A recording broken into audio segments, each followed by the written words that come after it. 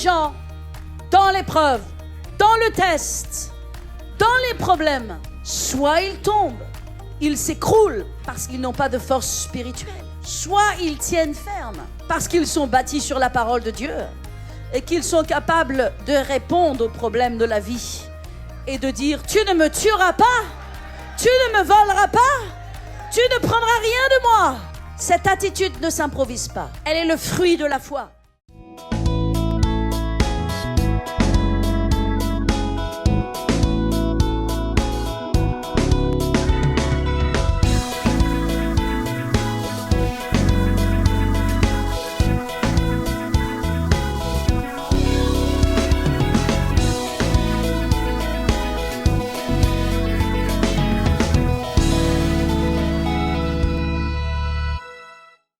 Regardez avec moi ce que dit Jésus dans Matthieu 17, verset 20.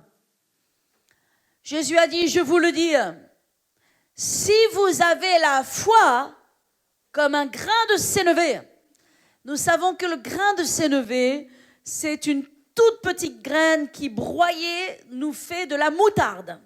C'est la graine de moutarde. Et c'est une des plus petites semences qui puisse exister. Elle est toute petite. Le grain de sénévé.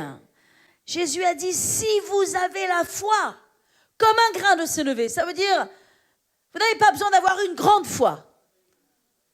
Jésus ne cherche pas en vous une grande foi.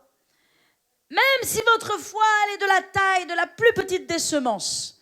Mais la foi, c'est une semence. Remarquez que Jésus a comparé la foi à une semence. Si vous avez la foi comme un grain de sénévé, vous direz à cette montagne, transporte-toi de là, et elle se transporterait, et rien ne vous serait impossible. Alléluia. Rien ne vous serait impossible. Qu'est-ce que Jésus a dit? Même si votre foi, elle est petite, vous n'avez pas besoin d'avoir une grande foi. Et ça, c'est une chose rassurante. Quand bien même Jésus a dit à certaines personnes, il les a vraiment honorés en leur disant qu'ils avaient une grande foi. Il y a quelques personnes dans la Bible, je pense simplement 2 personnes auxquelles Jésus a dit, oh mon Dieu, ces personnes ont une grande foi. Mais Jésus ne dit pas, tu as besoin d'avoir une grande foi. Il dit, même si ta foi elle est petite, mais que c'est de la foi. Alléluia, tu es capable de dire à cette montagne, ôte-toi de là. Transporte-toi dans la mer. Et elle se transporterait. Est-ce que c'est pas merveilleux ça? Alléluia. Une montagne, c'est assez intransportable dans le naturel, n'est-ce pas? Et combien dans la vie il y a de montagnes? Il y a des montagnes, comme Carole l'a dit, et elle a utilisé les mêmes mots que je veux prêcher ce matin. Et je dis gloire à Dieu pour cela. Il y en a des montagnes. Montagnes de maladie, montagnes d'impossibilité, montagnes de blocage, montagne de choses inébranlables. Combien de montagnes? Mais Jésus a dit, si tu dis à cette montagne, si tu as en toi la foi aussi grande qu'un tout petit grain de sénévé, tu peux parler à ta montagne. Rappelez-vous que la semaine dernière, Bishop était là et qu'il a vraiment parlé sur l'importance de parler. Il a dit, parle à ta montagne. La réalité, c'est quand vous avez de la foi dans votre cœur, vous allez parler. La peur vous fait taire. La peur enlève votre sourire. La peur enlève votre foi, bien sûr. La peur empêche la foi de se manifester. Mais surtout, la peur vous empêche de parler. Quand vous avez la peur qui est sur vous, qui vous tient en face de vos circonstances, si vous parlez de choses négatives, ou bien vous ne parlez pas, vous n'avez même pas la force de parler la parole de Dieu, parce que vous êtes submergé par la peur. Mais la peur vient dans la vie de tout le monde. Ne culpabilisez pas parce que parfois vous êtes dans la peur. Vous comprenez? Même si la peur est sur vous, la foi est en vous. Et la foi va se lever contre la peur quand vous allez activer la foi par la parole de Dieu. La parole de Dieu vous remet dans la foi. Et donc, si vous êtes frappé par la peur, alors mettez-vous sur la parole de Dieu. Parce que la parole de Dieu va chasser la peur. Et quand la parole de Dieu est activée, la foi est activée. Et quand la foi est activée, je parle. Et je parle avec audace. Et je parle avec hardiesse. Et je suis capable de dire, toi, espèce de montagne devant Zorobabel, je te le dis, tu seras aplani. Toi, espèce de montagne, je t'ordonne de te transporter dans la mer. Je t'ordonne de quitter ma vie. Montagne de maladie, montagne d'infirmité, montagne d'impossibilité. La foi parle. Si quelqu'un, il n'est pas dit un pasteur, il n'est pas dit un apôtre, il n'est pas dit quelqu'un avec une grande onction. Si quelqu'un, n'importe qui, un enfant, un jeune, un adolescent, un homme, une femme, si quelqu'un, quelle que soit la personne, dit à cette montagne, comme j'ai l'habitude de le dire, la montagne a des oreilles. Alléluia. Elle a une bouche aussi. Faites attention, la montagne a une bouche. Tout comme Goliath avait une bouche. Mais David avait une encore plus grande bouche. Et la foi vous permet d'avoir une plus grande bouche que celle de l'ennemi. Goliath se tenait dans cette vallée d'Éla et il disait, et il menaçait toute l'armée d'Israël. Et il leur disait qu'il allait les vaincre, qu'il allait les rendre esclaves, qu'il allait vraiment les rendre infirmes. Et il prononçait des menaces et des insultes et l'esprit de peur. Et c'était sur toute l'armée de l'Éternel. Mais David est venu avec un autre esprit. Alléluia. Et il a dit, mais qui es-tu, toi, espèce d'incirconcis? Qui es-tu? La réalité, c'est que Goliath existait bien. Goliath était véritablement un géant. Et les géants de nos vies sont des vrais géants. Ce ne sont pas des fantômes, ce ne sont pas des imaginations. Oui, nous faisons face à des situations difficiles. Oui, nous faisons face à des dangers, à des risques qui sont des risques véritables. Goliath existait en chair et en os. Il était là. Ce n'était pas une image, ce n'était pas du cinéma, ce n'était pas un écran de fumée, c'était une réalité. Alléluia. Mais David a parlé et lui a dit, qui es-tu, espèce d'incirconcis, pour te tenir devant l'armée de l'Éternel? Et voici ce que je te ferai. Je courrai, je te ferai tomber, je te couperai la tête et je donnerai ton corps aux pâtures et aux oiseaux des champs. Alléluia. David a parlé à cette montagne et vous devez parler à votre montagne. Et dire, montagne de maladie, tu pars devant moi. Montagne d'infirmité, tu pars dans le nom de Jésus. Je te maudis, je te sèche, je te détruis dans ma vie. Montagne de manque, tu pars de ma vie. Quelle que soit la circonstance, Dieu nous appelle. Il nous le dit. Si Jésus nous le dit, nous devons le faire. Jésus nous dit, parle à ta montagne. Alléluia. Maintenant, Jésus a dit une autre chose dans un autre verset, qui est dans Luc 17, verset 6. Les apôtres dirent au Seigneur, Seigneur, augmente notre foi. Et le Seigneur leur répondit, si vous aviez de la foi comme un grain de sénévé, vous diriez à ce sycomore, déracine-toi et plante-toi dans la mer, et il vous obéirait. Alléluia. Alors c'est intéressant de savoir ce qu'est un sycomore. Un sycomore, ce n'est pas un arbuste. Ce n'est pas une petite plante comme cela. C'est un arbre énorme et imposant. Un sycomore faisait jusqu'à 6 mètres de large. Parlez d'un arbre. Je ne sais pas si en France on trouve des arbres de cette taille, de cette largeur. 6 mètres de large jusqu'à 20 mètres de haut. Alléluia. Si quelqu'un dit à ce sycomore, un sycomore à la base, il est assez indéracinable quand on le voit. Ça veut dire que dans le naturel, vous ne pouvez pas le vaincre. Dans le naturel, 6 mètres de large, 20 mètres de haut, vous ne voulez même pas le déplacer. Jésus a utilisé l'exemple de la montagne. Jésus a utilisé l'exemple du sycomore. Et il nous a dit que quelques situations qui semblent impossibles, qui semblent inébranlables, impossibles à changer, si quelqu'un a de la foi, comme un grain de sénévé, qu'il dise à cette montagne, à ce sycomore, déracine-toi de là, déracine-toi de là. Vous savez, l'ennemi met des racines. Il met des situations qui viennent s'enraciner dans notre vie. Il fait pousser des racines pour que ce soit inébranlable, pour que ça reste, pour qu'on soit écrasé, pour qu'on soit vaincu. Mais Jésus n'a pas peur des racines. Dieu n'a pas peur des racines.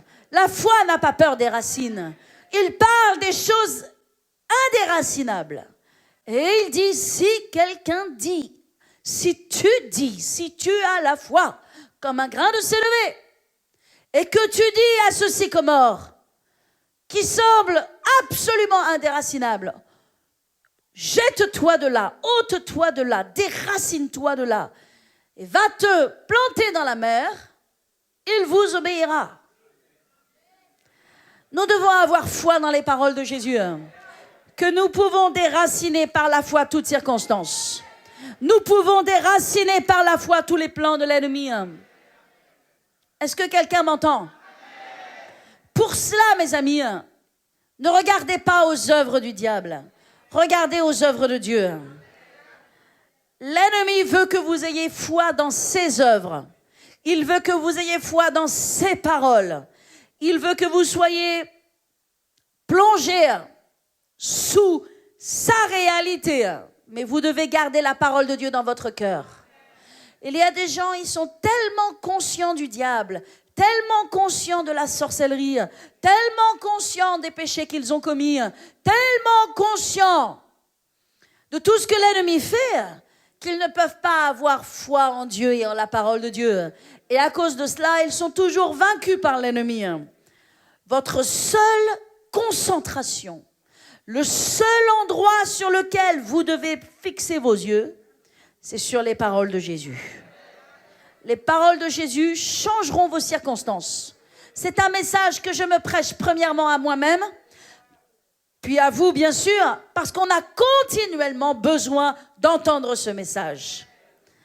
Vous devez fixer vos yeux sur la croix. Je pensais à la croix, à l'importance de porter une croix, à l'importance d'avoir une croix dans nos maisons. Et la croix, vraiment, c'est un lieu sur lequel nous devons régulièrement mettre nos yeux. Amen. Parce que la croix, c'est là où est notre victoire. C'est là où est la défaite de Satan. C'est là où Jésus a vaincu. Alléluia. Et vous savez, alors que je suis allée cette semaine rendre une visite à l'hôpital, je pensais à cela, l'importance de la croix, de voir la croix. Et non seulement de voir la croix qui est vide, nous les protestants, nous aimons cette croix sur laquelle il n'y a plus rien. Parce que Jésus est ressuscité, qu'elle n'est plus sur la croix. Mais je pensais aux gens qui font face à des défis dans leur corps, dans leur santé, dans la maladie. Et je pensais à la croix, le crucifix, avec Jésus pendu à la croix. Et je pense que c'est important lorsque on fait face, notamment à la maladie, d'avoir deux croix. Si j'avais un combat de foi dans ce domaine-là, je pense que je mettrais deux croix devant moi. Une croix avec Jésus sur le crucifix et une croix sans Jésus. La croix où Jésus est là, elle est très importante. Et véritablement, cette semaine, c'est une chose qui venait dans mon cœur. Parce que je n'ai jamais aimé les croix où Jésus est pendu à la croix. Mais il y a quelque chose de puissant à tirer de cette croix où Jésus est pendu à la croix. Lorsque Jésus était pendu à la croix, il portait ma maladie. Sa douleur sur la croix. Dans sa souffrance, il portait mes faiblesses, mes maladies, mes impossibilités. La Bible dit qu'il était brisé pour mes péchés. Alléluia. Blessé pour mes iniquités.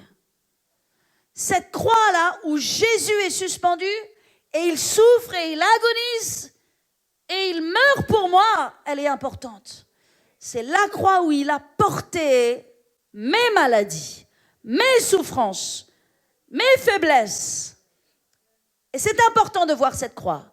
Parce que cette croix me donne la foi et me rappelle que Jésus est mort pour cela. Et que ces choses, je n'ai pas à les porter lorsqu'il les a portées lui-même.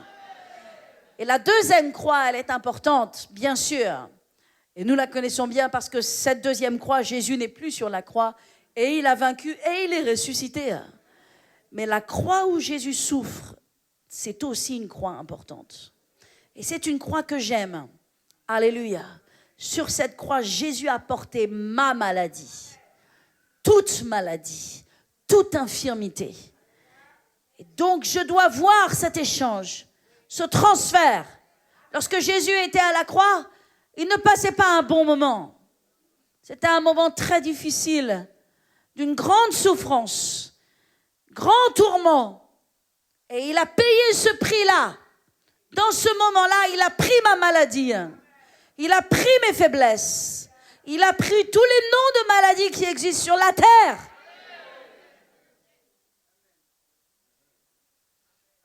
Et c'est important que je vois cette croix, que je vois sa souffrance.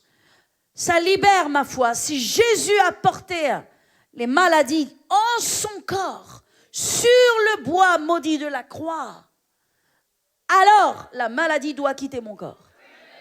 La malédiction doit quitter mon corps.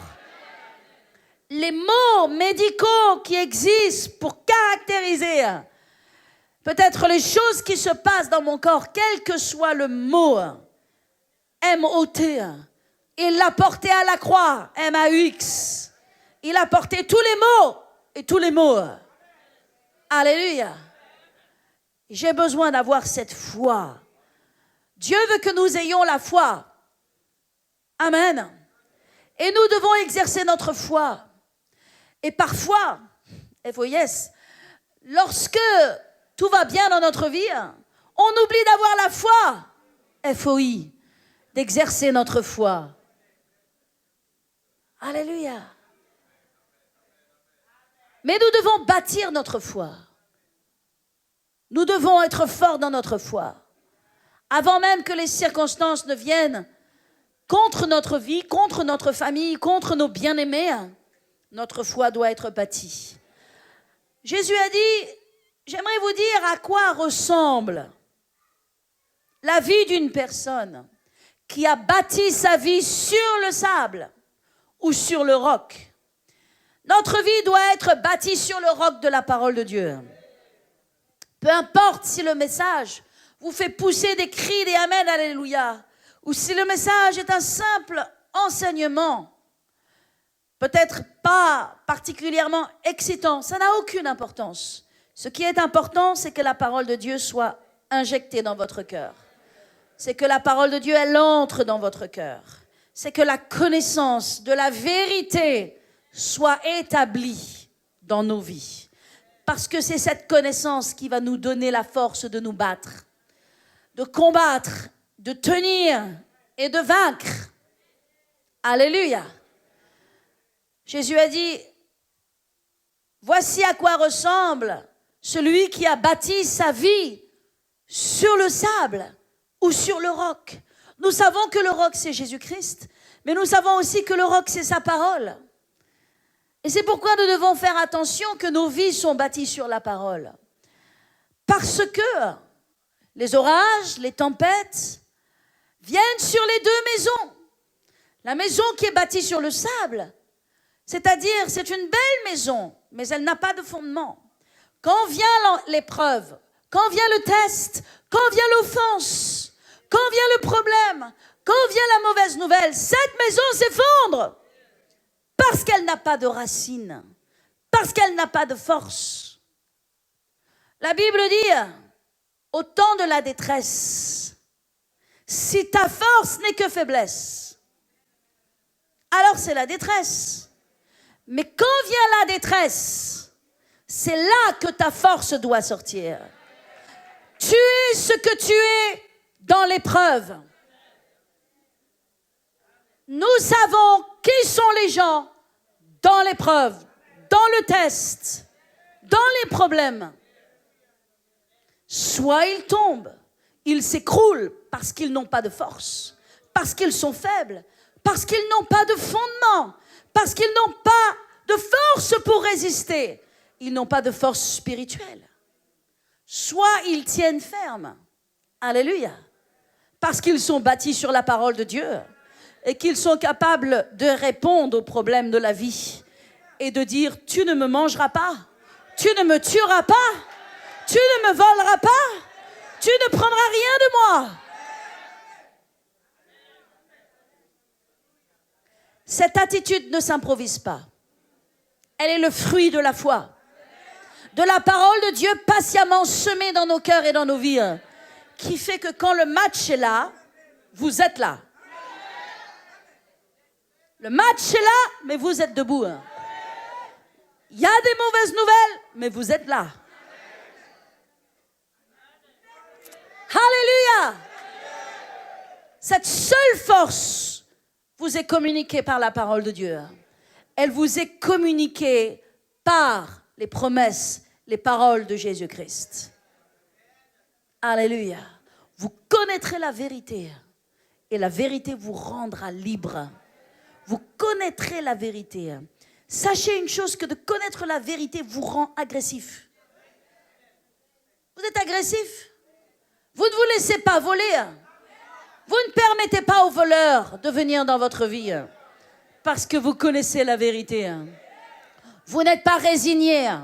Vous ne baissez pas les bras. Vous n'abandonnez pas. Vous tenez ferme. Alléluia. Parce que c'est la foi qui répond. C'est la foi dans votre cœur. Regardez avec moi dans Marc 11.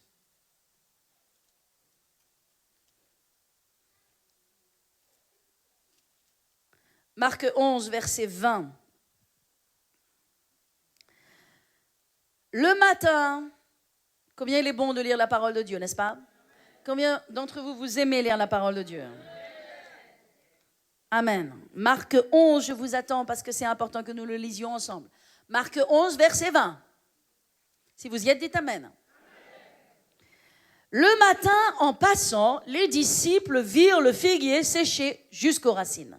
Bon, je pense qu'il faut prendre un tout petit peu plus haut. Alors, on va. Ok, verset 12, pardon. Le lendemain, après qu'ils furent sortis de Béthanie, Jésus eut faim. Apercevant de loin un figuier qui avait des feuilles, il alla voir s'il trouverait quelque chose. Et s'étant approché, il ne trouva que des feuilles, car ce n'était pas la saison des figues. Prenant alors la parole, Jésus dit que jamais personne ne mange de ton fruit. Et ses disciples l'entendirent. Jésus a faim. Il va vers un figuier. Il sait parfaitement que ce figuier n'a pas de fruits. Ce n'est pas la saison. Jésus maudit ce figuier. Ce figuier n'avait rien fait de mal, je pense, en lui-même. Je pense que c'était un gentil figuier. Mais que Jésus voulait enseigner à ses disciples une leçon. Or, nous sommes les disciples de Jésus. Dis à ton voisin, je suis un disciple de Jésus. Jésus voulait leur enseigner la puissance de nos déclarations, la puissance de nos paroles pour détruire les œuvres de l'ennemi. Pas pour détruire les gens. Pas pour maudire les gens. Nous n'avons pas le droit de maudire qui que ce soit. Jésus n'a pas maudit les gens. Et il ne nous permet pas de maudire les gens. Mais il a pris cet exemple-là pour montrer la puissance de nos paroles déclarées avec foi. Il a maudit ce figuier. Et au verset 20, le matin, en passant, les disciples virent le figuier séché jusqu'aux racines. Alors, c'est vrai que Jésus, ça allait un tout petit peu plus vite pour lui, on dirait. Hein? Ça allait un petit peu plus vite pour lui que pour nous. Mais c'est la même vérité, le même principe, la même parole de Dieu, la même chose que nous activons.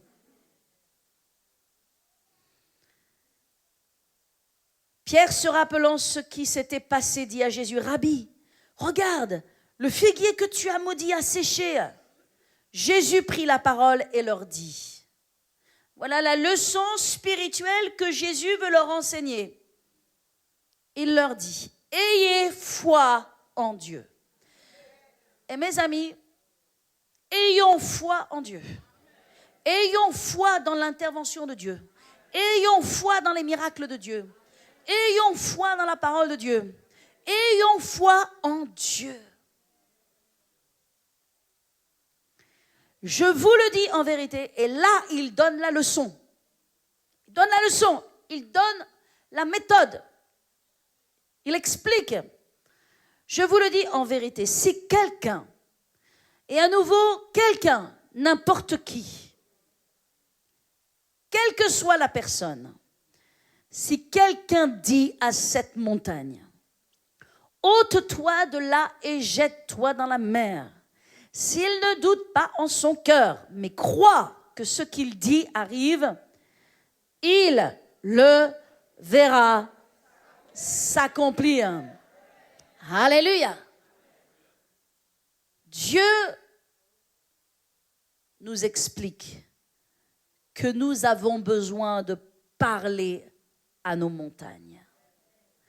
Si quelqu'un dit à cette montagne, 2 fois dans ce verset, il est parlé de dire.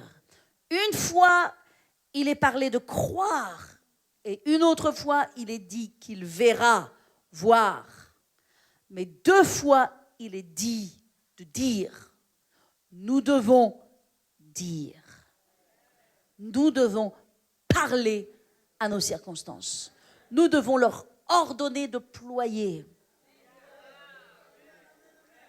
Savez-vous que Jésus, c'est probablement ce que je prêcherai cet après-midi, parlait avec une grande sévérité aux démons.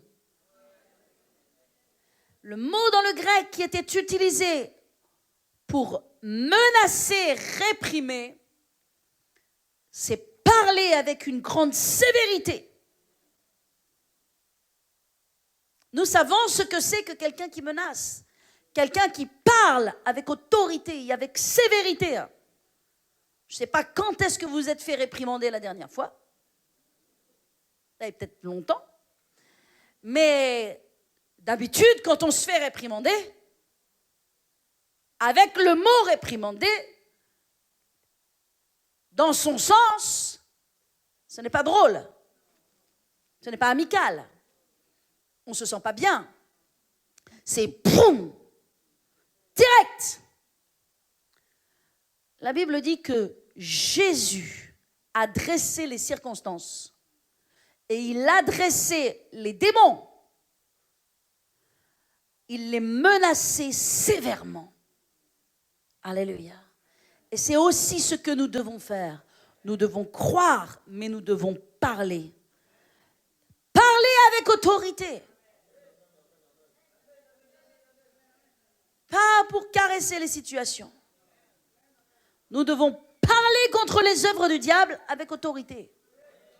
Pas avec peur, pas avec sympathie, pas dans notre propre nature charnelle. Nous devons parler comme Jésus a parlé.